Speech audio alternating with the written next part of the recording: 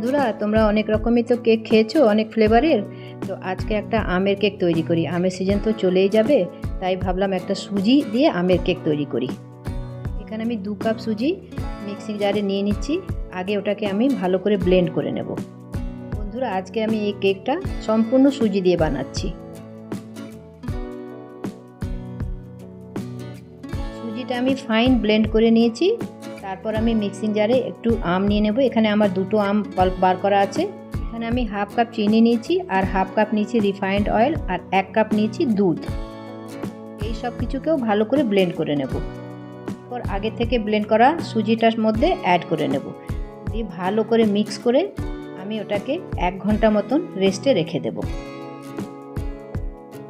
1 ঘন্টা রেস্টে রাখার পর আমি ওতে অ্যাড করে দেবো 1 চামচ বেকিং পাউডার আর হাফ চামচ বেকিং সোডা। তারপর আমি একটু সামান্য জল দিয়ে দেবো, দিয়ে তারপর ভালো করে মিক্স করে নেব।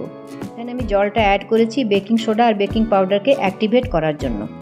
বেশি মিক্স করার দরকার নেই। কাটন ফোল্ডে একটু হালকাভাবে মিক্স করে নিয়ে আমি এখানে গ্রিস করে রেখেছিলাম কেক টিন, তার মধ্যে আমি ঢেলে দেবো। এক করে এয়ার বাবলস বার করে উপর থেকে কেটে রাখা ড্রাই ফ্রুটস দিয়ে গার্নিশ করে দেব। আগে থেকে প্রিহিট করা কড়াইয়ে বেক করার জন্য আমি রেখে দেব। বেক করতে 45 মিনিটস মতন লেগেছে।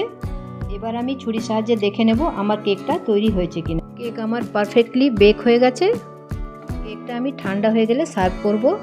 এবার আমি আমার কেকটাকে কেটে দেখাই কতটা সফট আর ময়েস্ট হয়েছে।